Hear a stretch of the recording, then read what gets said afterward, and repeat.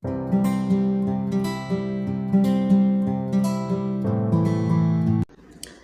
asli bahasa Ibraninya gimana, Bang? Oke. Video sebelumnya sudah saya jelaskan bahwa agama Kristen ini pertama kali disebut oleh Paulus. Yesus tidak pernah menyebut Kristen, dan Yesus tidak tahu apa itu Kristen. Yang Yesus tahu adalah Shalom atau Al-Islam atau keselamatan Islam. Itulah yang Yesus bawa dan itulah yang Yesus wasiatkan. Di mana ayatnya? Ayatnya adalah Yohanes 14 ayat ke-27.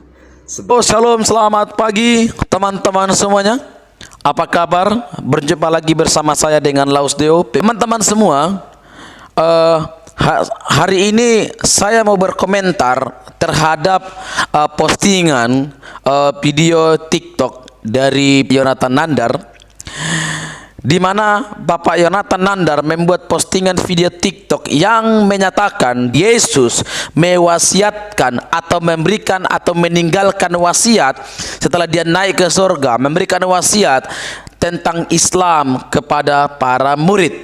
Saudara-saudara sekalian, sebagai pengguna sosial media, saya harus terus menekankan bagi kamu yang mencari pengetahuan, pintar-pintarlah, karena ketika kamu salah langkah, maka nerakalah yang akan menjadi bagianmu. Sebab itu, adapun beberapa komentar saya terhadap video tersebut adalah sebagai berikut. Yang pertama, ketika teman-teman melihat postingan video, dari segi tampil atau tampilan depan dari video itu mencantumkan tulisan bahwa Yesus mewasiatkan muridnya tentang agama Islam dan mengutip nats Alkitab, yaitu dalam Yohanes pasal 14 ayatnya yang ke-27. Pasca Yesus naik ke surga, Yesus meninggalkan pesan kepada para murid. Nah, untuk hal ini saya mau bilang begini, Bapak telah melakukan kesalahan fatal dengan cara membohongi publik, karena Yesus tidak pernah memberikan wasiat kepada para murid, khususnya 12 rasul tentang Islam atau Muslim. Yesus tidak pernah, ya. Itu implisit Bapak berbohong, karena di dalam teks Yohanes pasal 14 ayatnya yang ke-27, damai sejahtera kutinggalkan bagimu, yang nanti yang akan saya komentari juga di video Bapak itu, yang mana katakan Yesus meninggalkan wasiat tentang Muslim. Itu bohong. Dan juga Bapak telah menyebarkan isu bahwa Yohanes pasal 14 ayat 27 teks aslinya dalam bahasa Ibrani. Ibrani dari mana itu? Selain itu, nats yang Bapak kutip Yohanes pasal 14 ayat ke-27 itu juga Bapak berbohong, karena nats Injil Yohanes itu tidak ditulis dalam bahasa Ibrani, tapi nats Injil Yohanes itu ditulis dalam bahasa aslinya bahasa Yunani, bukan Ibrani. Jadi implisit Bapak berbohong kepada publik.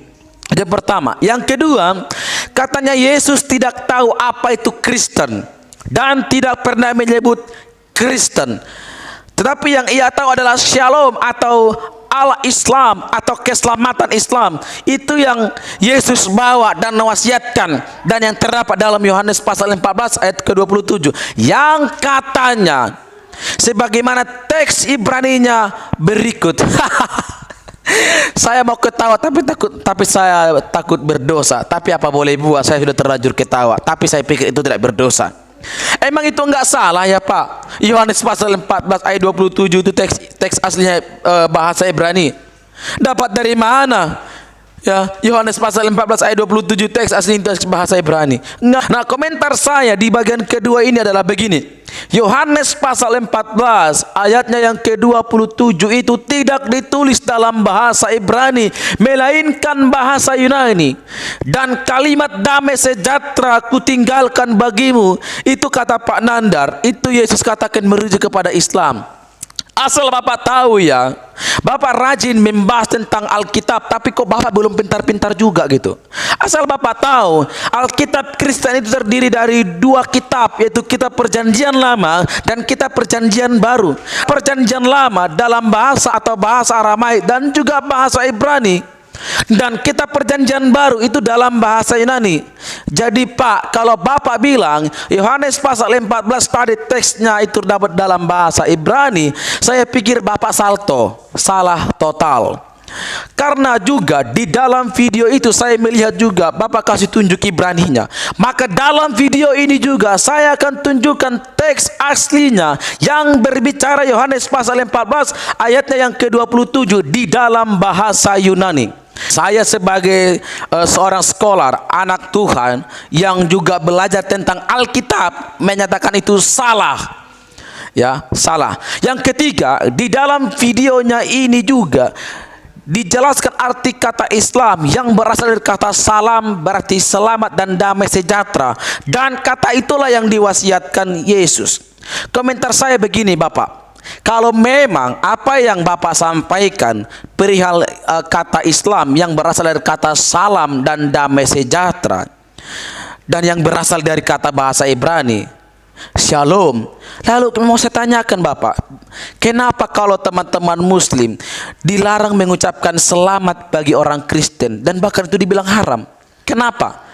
Kalau memang kata Islam itu yang artinya berasal dari bahasa Ibrani Shalom, salam dan damai sejahtera, kenapa?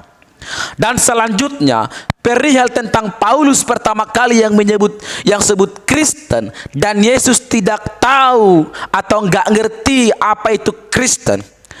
Kalau tidak tahu Bapak apa itu Kristen ya, saya mau kasih tahu begini.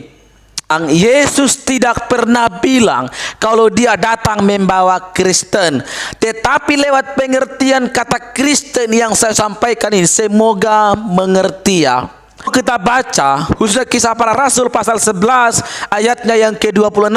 Di sanalah pertama kali di Antioquia istilah orang Kristen itu disebutkan, yang dalam bahasa Yunani Kristianos, dan itu memiliki arti pengikut Kristus dan mengacu kepada para murid-murid Yesus.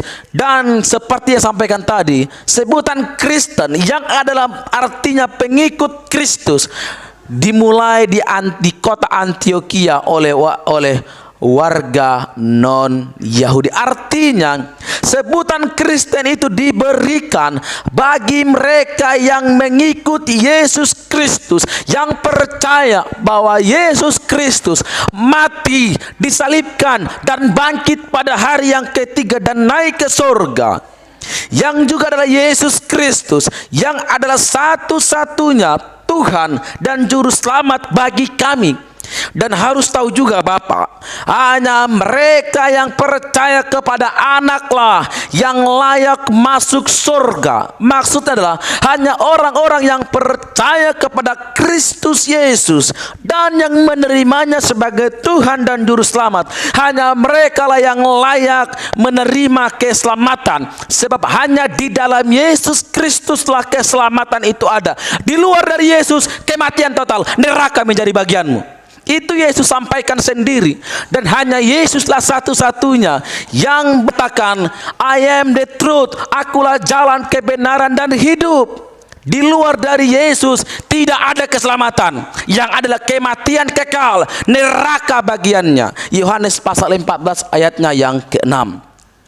Dan juga saya heran ya, saya heran melihat beliau. Ini beliau kenapa lebih suka komentari dan sampaikan kebenaran yang diambil atau bawa-bawa kitab Kristen.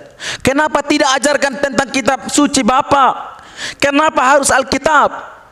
Apakah kebenaran itu tidak ada pada ajaran Bapak? Atau apakah di dalam kitab Bapak tidak ada kebenaran?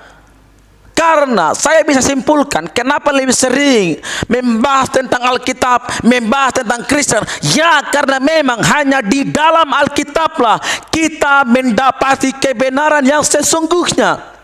Hanya ketika kita mempelajari Alkitablah kita menemukan bahwa kebenaran itu hanya ada di dalam Yesus Kristus. Di luar itu tidak ada. No, itu tidak ada. Itu makanya Bapak suka kan mempelajari Alkitab, suka membahas masalah Alkitab, karena memang hanya di dalam Alkitab lah kebenaran itu disingkapkan. Jadi terima kasih Bapak, karena Bapak sudah terus mempelajari Alkitab, walaupun kadang-kadang Bapak dalam mempelajarinya salah, tapi tetap saya apresiasi dan berikan tepuk tangan. Dan teman-teman sekalian, sampai di sini komentar saya. Dan tujuan saya berkomentar tentang video yang saya cantumkan tadi adalah bukan untuk menyerang pribadi atau personal, tapi untuk memberikan jawaban, untuk memberikan sanggahan tentang apa yang disampaikan, dan juga untuk memberikan penegasan dan edukasi bagi orang-orang yang menyampaikan kebenaran tetapi salah. Dan saya berharap kiranya lewat postingan video ini nanti teman-teman mendapatkan edukasi bahwa Yesus tidak pernah memberikan wasiat tentang non-Kristen atau Muslim kepada para pengikut Kristus. Yang Yesus wasiatkan bagi saudara sebagai pengikut Kristus adalah tetap beritakan Injil, yang adalah kabar baik tentang siapa itu Yesus Kristus, tidak ada yang lain. Dan saya mau tekankan juga bagi kamu para hamba-hamba Tuhan, para pendeta-pendeta, para pemberita-pemberita Injil, yang kamu khotbahkan di gereja itu bukanlah hanya berbicara mengenai berkat, tapi yang kamu bicarakan di sana, yang kamu sampaikan adalah who is God? Siapa itu Tuhan yang menjadi penyelamat hidup saya? Siapa itu Yesus Kristus yang adalah satu-satunya Tuhan yang menjadi penyelamat hidupmu? Itu yang kamu sampaikan. Jangan kamu sampaikan bagaimana caranya memanage keuangan, bagaimana caranya supaya uang tidak habis. Ya kamu jangan boros, menabunglah. Ya, jadi sekali saya tekankan, terus beritakan Injil, Injil kebenaran akan Kristus Yesus, Tuhan satu-satunya penolong dan penyelamat kita. Sampai di sini komentar saya. Salam, Tuhan Yesus memberkati. Bye bye.